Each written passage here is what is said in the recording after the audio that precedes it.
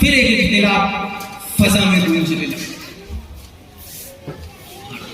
और वो इख्तिलाफ गूंजा अल्लाह की किताब के साथ। एक शख्स खड़ा हुआ मक्के की गलियों में और कहा, ये तो जादूगरों की किताब है। दूसरा खड़ा, उसने कहा, ये तो पिछले लोगों की गढ़ी हुई रिवायात है। ये एतराज सरजमीन मक्का से उबूर करके सरजमीन हिंद में टकरा गया। किसी ने खड़े होकर के कहा कि इसकी आयतें तो शैतानी आयतें हैं। फिर किसी की जबान पे आया,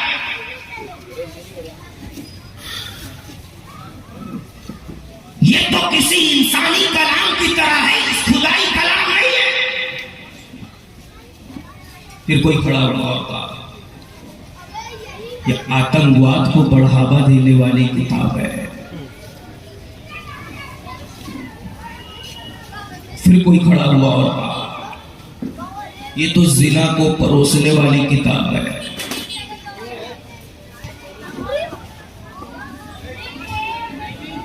फिर कोई खड़ा हुआ और कहा, ये तो लड़कियों को छेड़ने की दावत देने वाली किताब है।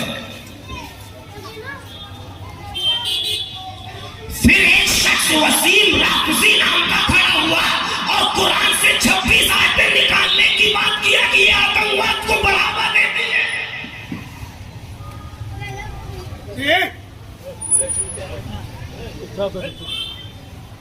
जिसकी अक्ल पे पत्थर पड़ गए वो कुछ न देख सकता है, न जान सकता है, न समझ सकता है।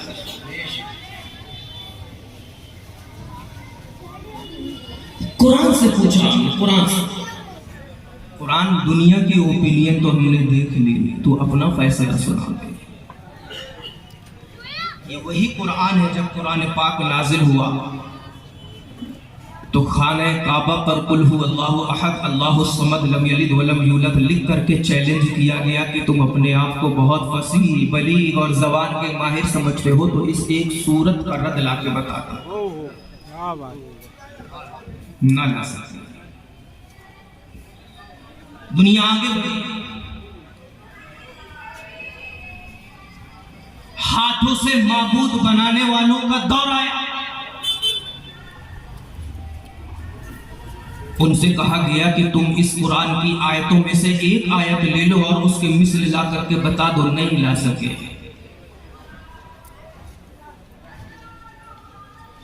पंडों का दौर आया,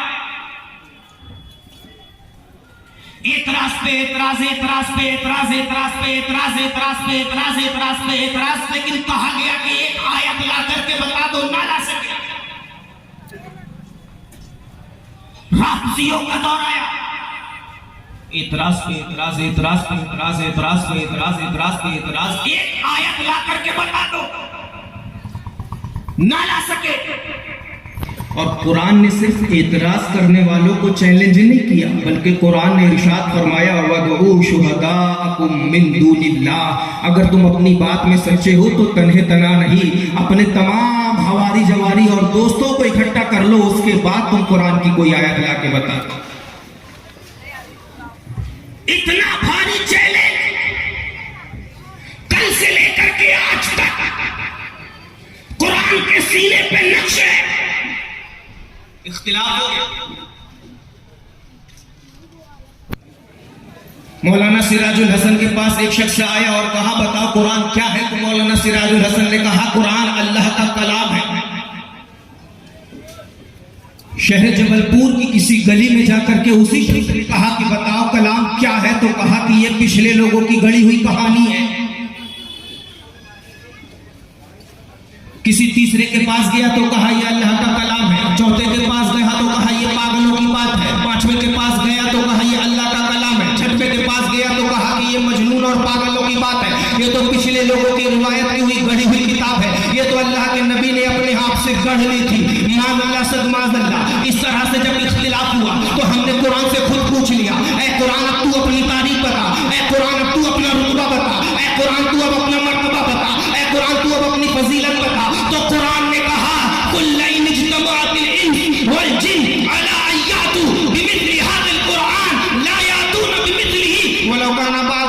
लिबादिन ज़हीरा। ऐ कुरान पर एतराज करने वालों, ऐ कुरान को बुरा कहने वालों, ऐ कुरान को गलत कहने वालों, ऐ कुरान को पागलों की किताब कहने वालों, ऐ कुरान को मजनूनों की बात कहने वालों, ऐ कुरान को अगले लोगों की कहानियां कहने वालों, ऐ कुरान को किस्से और कहानी की किताब कहने वालों, सुनो, अगर ये किस्से और कहानी की किताब है, लइन इज्तमाअतिल इंसु वल जिन्न, तो तमाम दुनिया के इंसानों को और जिनों को इकट्ठा कर लो और सबको चैलेंज दे दो कि एक आयत ला करके बता दे, सबको हुक्म दे दो कि एक सूरह ला करके बता दे, हरगिज़ नहीं ला सकते। वलो काना बादुहुम लिबादिन ज़हीरा, अगरचे आपस में एक दूसरे के मददगार हो जाए, अगरचे आपस में एक दूसरे के मुआविन हो जाए, अगरचे आपस में एक दूसरे के मददगार हो जाए, तो समझ में आ गया